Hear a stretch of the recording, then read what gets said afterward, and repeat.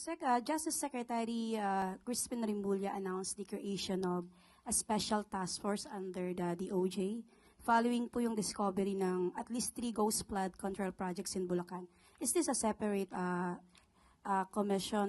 separate task force from the President's Independent Commission? Hindi po ba mag-overlap or magkaroon man ng conflict with the probe ng ICI? Thank you.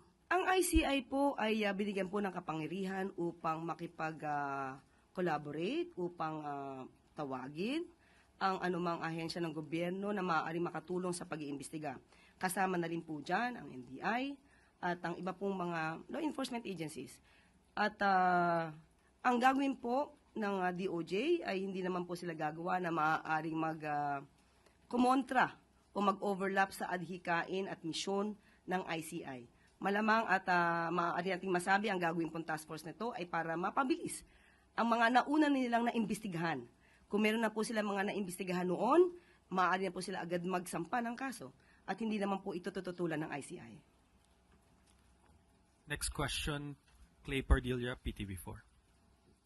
Good morning po, Yusek. Yusek, lihis lang ng konti. Transportation Acting Secretary Lopez ordered officials of the Department of Transportation to use public transportation at least once a week. Approve po ba ito sa Malacanang, and should this also be applied to other agencies to help reduce the number of private vehicles on the road? Salamat po. Kung ano man po ang magiging polisiya ng anumang departamento, kung ito naman po ay reasonable at hindi po nalalabag ang karapatang pantao, hindi po iyan hahadlangan ng Pangulo. At maganda lang po ang magiging adhikain nito para kung sino man po ang mga public officials natin ay talaga maranasan na kung ano ang naranasan ng mga pangkaraniwang mananakay. Next question, Ivy Reyes, Billionario. Hi, good morning, Yusek. Doon po sa statement ni President yesterday that police will intervene in case of violence, may we have the palace's reaction on Bayan Muna's reaction dito po na the President should not dictate how people should express their rage amid large-scale corruption and that the President's focus should be on flood control and not protest control? Ang pagsasabi po ba ng Pangulo na ang pagpoprotesta ay maging peaceful at hindi nalalabag ng anumang batas? Yan po ba ay isang pagdidikta? At lumalabas po ba na ang Pangulo ay isa ng diktador? Kung siya ay makikiusap sa mga magpoprotesta na hindi gawing ganun kagulo ang pagiging protesta, kung lalo na't ito'y lalabag sa batas. Kung magkakaroon po ng gulo, hindi po ibig sabihin niya na hindi po papasok ang mga law enforcement agencies kung may maaapektuhan naman po mga inosente. So, obligasyon po at trabaho po ng mga police officers ng anumang law enforcement agencies na ipatupad ang peace and order kahit po may mga pagpaprotesta. Next question, Ana Bajo, GMA News Online. Morning, ma'am. Ma'am, may we just get the palace on House Bill 4453, which seeks to provide contempt powers for ICI? Kasi ma'am, di ba initially wala tayong contempt powers. Gusto po nila magkaroon ng contempt powers ang ICI because they are saying that the President's EO was just a start and the Commission is not powerful enough daw po. Ang sabi po ng Pangulo, ito'y fact-finding commission. So, di po kinakailangan talaga po na magkaroon ng power na mag-punish dun sa mga taong hindi dadalo. Pero, kung iyon po ay ibibigay sa Independent Commission ng mga mambabatas, maganda po siyang suggestion. At yan po ay welcome na welcome po sa Pangulo. Ma'am, they're also calling for the President to certify din as urgent. Ano po kaya ang magiging move ng Presidente dito? Kung maganda po ang nilalaman ng bill, makakaasa po tayo sa Pangulo. Thank you, ma'am. Next question, Samuel Medinilla, Business Mirror.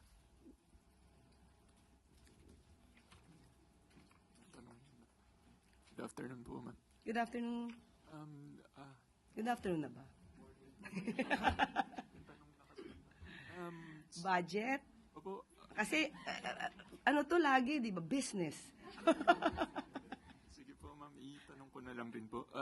Yung meron na po bang budget po yung IC? Sabi na nga ba? Okay. Budget ng? ng ICI po. Okay. Nakalagay naman din po sa EO kung saan po manggagaling, di po ba, ang budget. Pero specifically, tinanong na po natin din ang DBM patungkol po dyan. Dahil talagang ito'y matatanong kung saan manggagaling ang budget. Ang MOOE po, ang Maintenance and Other Operating Expenses at ang Capital Outlay, ay manggagaling po sa Contingency Fund dahil ito po ay bagong tatag na opisina. At ang mga personal services naman po ay manggagaling sa Miscellaneous Personal Benefits Fund. At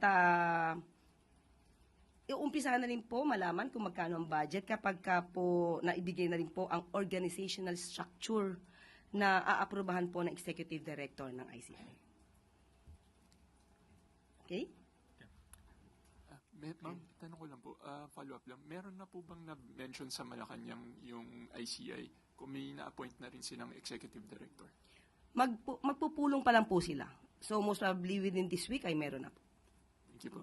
Salamat po. Last two question. Next question is from Tina Maralit, Manila Times. Ma'am, balikan ko lang po yung tanong ni Eden kanina in relation to that question. Ano pong reaksyon o komento ng palasyo dun sa calls of some party sa military and the police to withdraw their support from the president amid the corruption mess? Meron ba? Meron ba? Nag-react din po yung AFP that wag daw silang gamitin sa pamumulitika. Okay.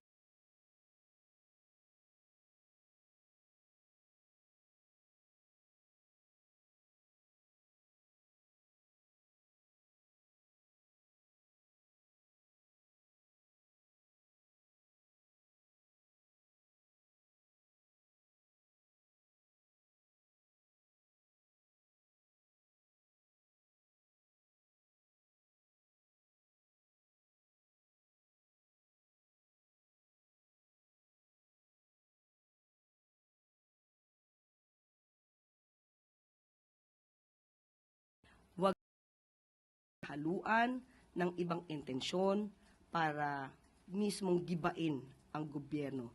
Yan po ay labag sa batas. Follow-up lang po. Does the palace see this as a diversionary tactic to divert attention away from what was said earlier, yung totoong issues na kailangan tutukan ng presidente? Maraming issues. Anong totoong issues? Maraming issues.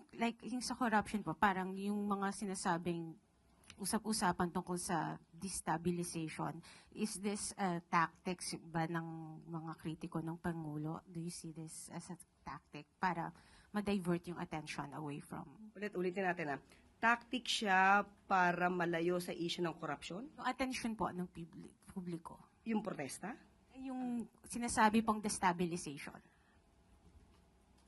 Wala tayong makitang ganung klaseng connection. Hindi ko makita yung connection. Ulitin natin, ba't saan ito nagsimula? Nanawagan ng Pangulo sa SONA pa lang. Ang sabi niya, mahiya naman kayo. At ngayon ay nagtutuloy-tuloy ang pag-iimbestiga tungkol sa mga anomalyang flood control projects. Hindi lang dyan, magtatapos yan. May mga infrastructure pa na mga issues. So, wala tayong nakikita na koneksyon tungkol sa destabilization. Ang ayaw lang po ng Pangulo at ng administrasyon mismo at mismo ng AFP at PNP, gamitin itong damdamin ng tao, sentimiento ng tao ng mga elemento na maaaring magpagiba sa gobyerno. Thank you, ma'am. Last question, Christian Yusores, DZMM Teleradyo. Good morning po, Yusek. Kahapon po in-announce ng Pangulo yung pagbabalik ng acceptance rule ng mga LGU sa mga infra projects.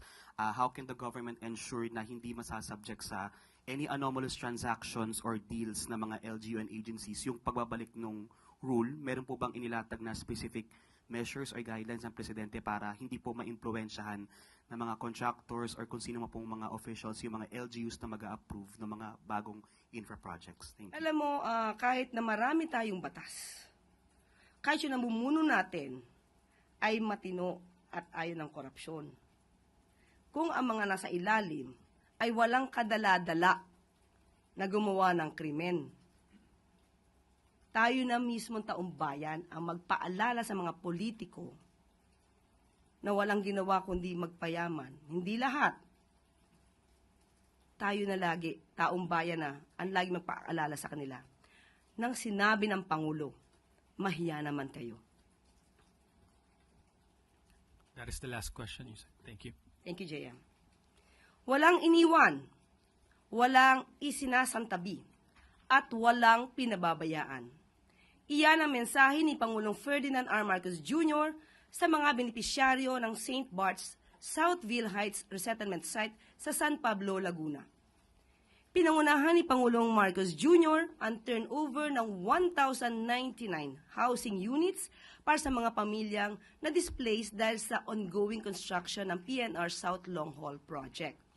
Ang mga bagong tayong bahay ay kabilang sa pambansang pabahay para sa Pilipino program na naglalayong magpatayo ng maayos, abot kaya, at may dignidad na pabahay para sa pamilyang Pilipino.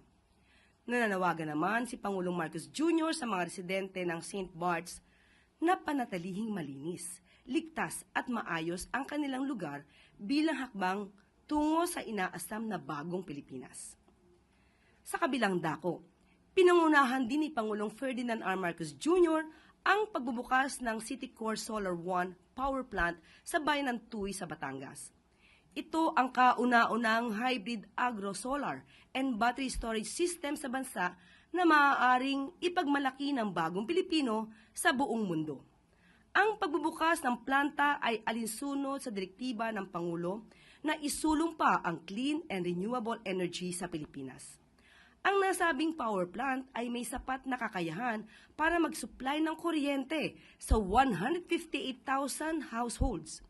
At dahil renewable energy ang gamit ng pasilidad, kaya rin itong bawasan ng 265,000 tons ang annual carbon dioxide emissions ng planta. Mas malinis na hangin, mas ligtas na kapaligiran. Iyan ang nais ng Pangulo para sa mga mamamayan.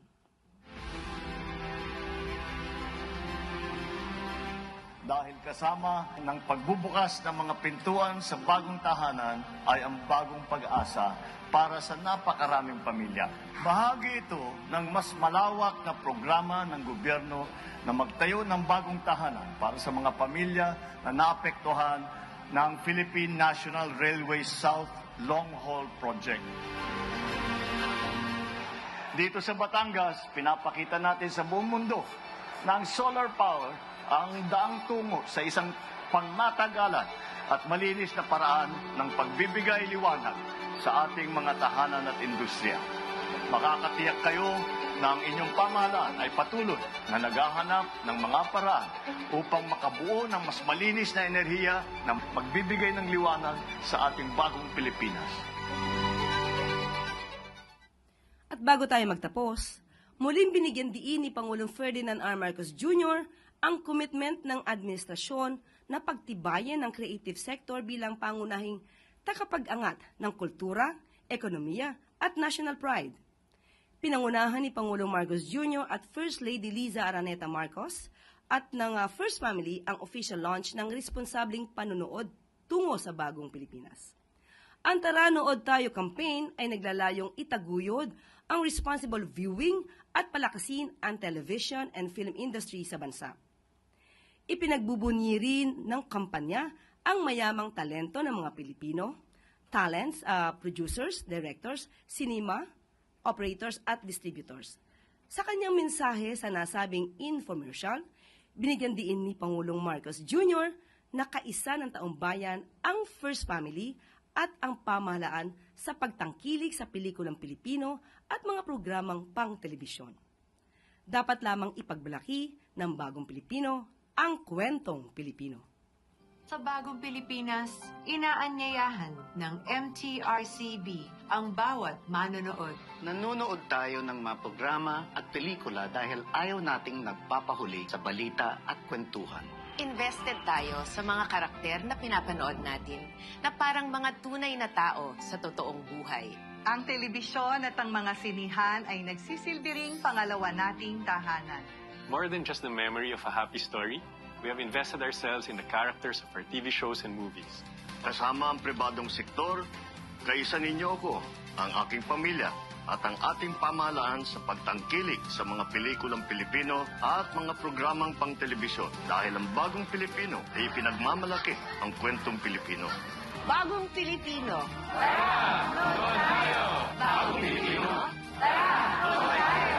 Bagong Pilipino. Tara, nood tayo.